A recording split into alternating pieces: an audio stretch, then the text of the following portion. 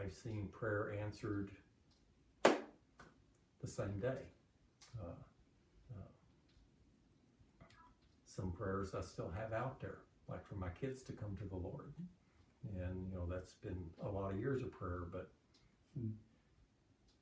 they see the life that I live, and PJ. Do they live that life? No. But they're exposed to it. So it's like at some point in time, God willing, He will convict them one day. And they will feel that calming peace and know where to go and how to surrender.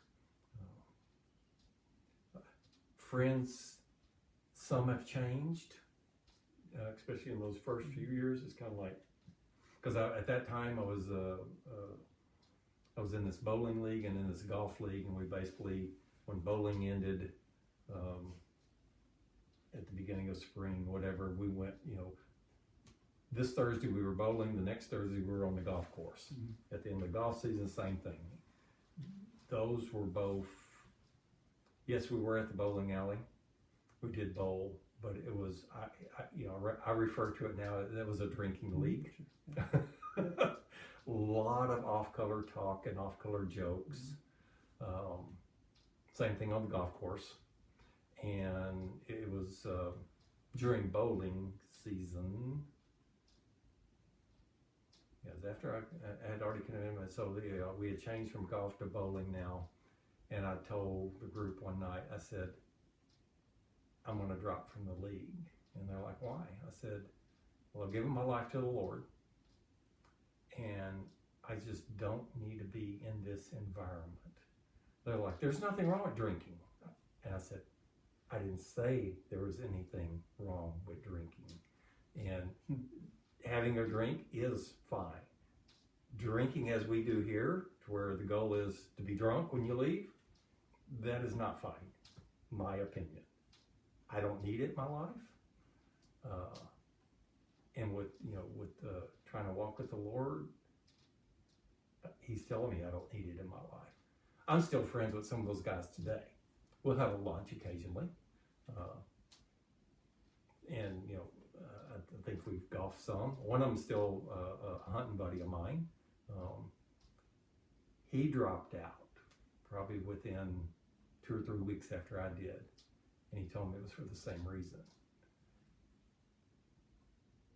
He's a few years younger than me, but he's not openly confessing his faith. He grew up going to church.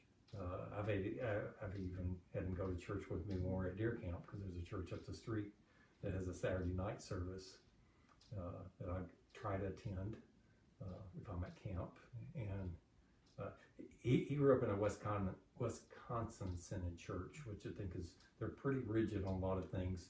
We went to this Missouri Synod church that night, and there was a guy out there playing a guitar and a guy playing drums, and he's like, you can do that in church? I'm like, Dan, it's a joyful noise to the Lord. He said, I thought it had to be the pipe organ, and you had to sing these hymns. I'm like, they still do that, and there's nothing wrong with that music. And to a lot of people, that is their worship, that kind of music. I said, but this is more of a joy, what they call a joyful praise worship. And I said, this is kind of what PJ and I attend at St. John's. And he's like, he said, my dad would roll over in his grave if he knew this. I'm like, well, I said, he said, we need this at our church, because they were going to a church in Sanford. He said, this is why our youth quit coming, because we don't have something like this. More modern music, something to attract them to what they want to hear. And I'm like, and he was an elder at that time, and he took it back to him, and kind of got shunned by the elders. Like, we don't want to change. Well, he's like, well, you're going to lose every kid here. But anyway, Dan and I, like I said, we still hunt together, and I'm very open with my relationship with the Lord when we're at camp. And that's what Dan is always like, okay, you say grace. And he does ask me, some questions, and his son is starting to ask me a few questions, which is all good. God tells us to be prepared to give an answer. So life is cruising along pretty good. Yes, it is. And then there's the proverbial bump in the road. Yes. It might have been a little bigger than a bump. Well, yeah.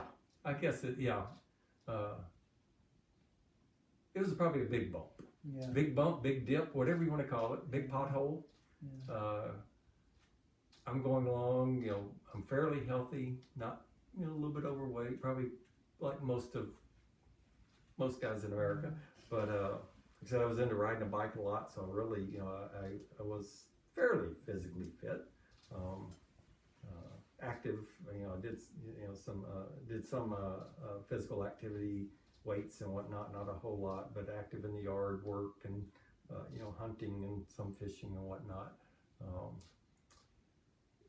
Come time for a annual physical, so I'm going to see my doctor, and my doctor tells me he is transferring all of his patients to another doctor because he was going to leave being a general practitioner to go into, I think he called it hospital medicine, doing surgeries or whatever here in Midland.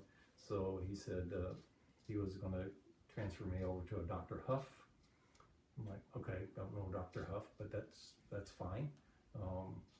And so he was going through, the physical was going fine. Everything was pretty much in order. He's like, you're a fairly healthy guy. I have been the whole, several years that he had seen me. And he was looking at the chart. He's like, when's the last time you had a colostomy? I said, well, 7 years ago, and they put me on a 10-year cycle because everything was just clean as could be. He's like, let's do one before I hand you off to the other doctor. He said, I want all the records, shots, everything to be. I'm like, okay. I didn't have a big issue with that. He asked me, he said he was going to schedule me through Christina Murphy. Did I have an issue with a woman doctor? I'm like, I'm going to be out. Schedule me with whomever. So that got scheduled for December 4th, 2012. So did my prep, went in for the procedure, prayed about it the night before, asking God if there was anything to be found, that he would lead Christina and her team to find it, and we would go from there.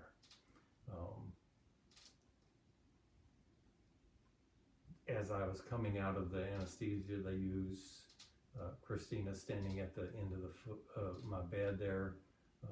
BJ's sitting there. I think there's a nurse there, and I'm fully awake now. She's like, Randy, you have cancer. She says, I know I have to send a biopsy in, but I've seen this too many times. You have rectal cancer. And I'm like, okay.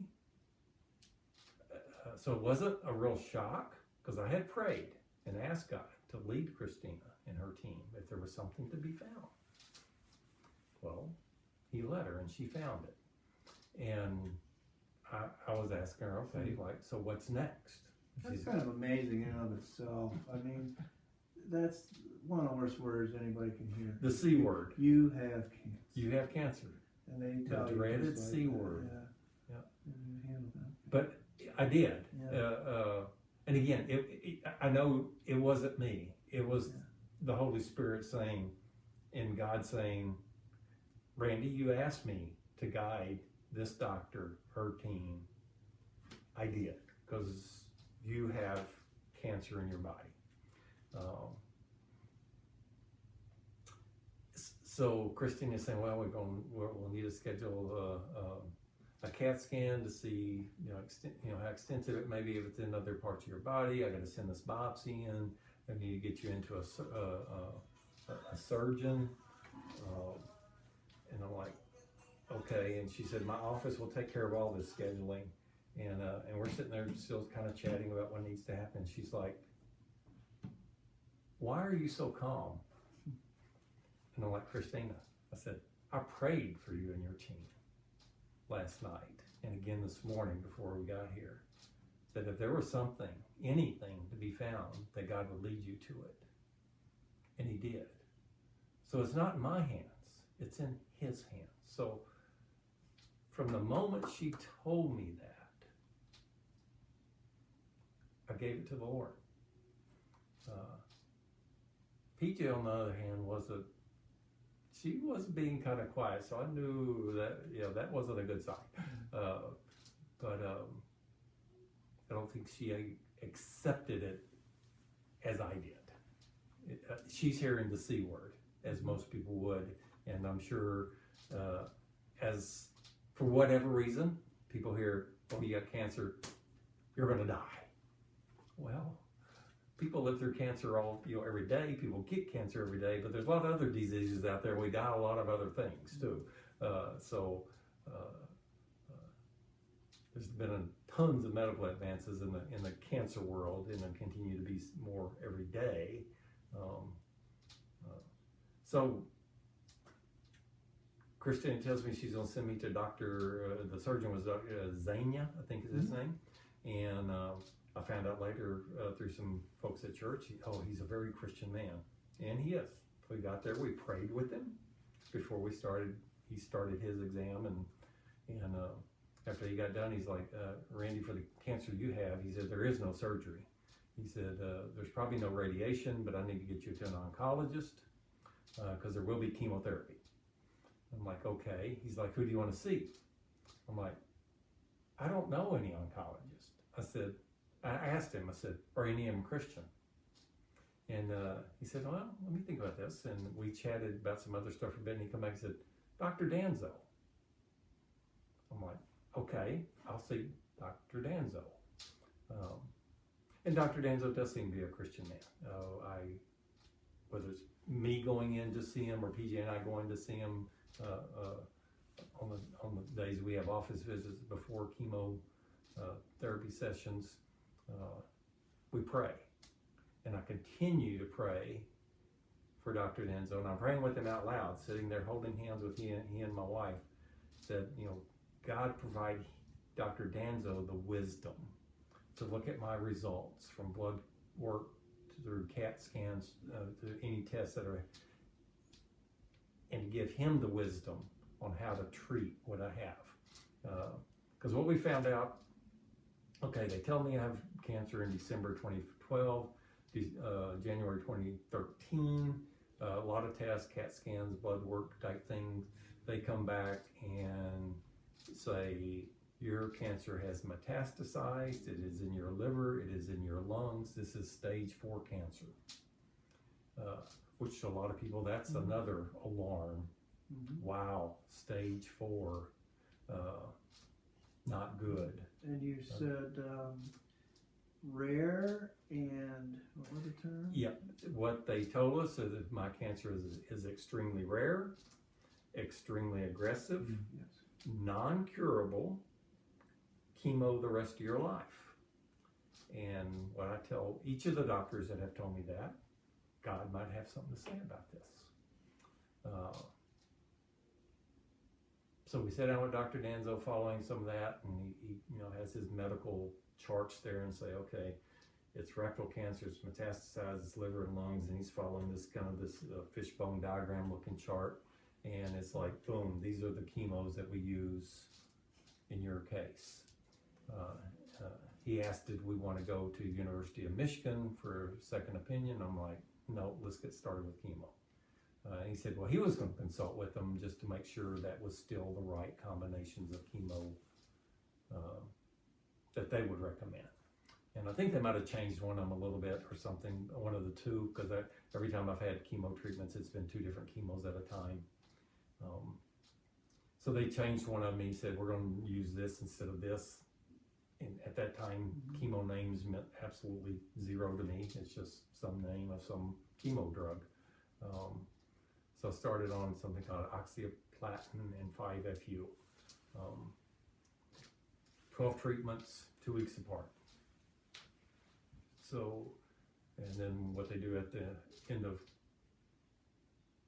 treatments like that is they give you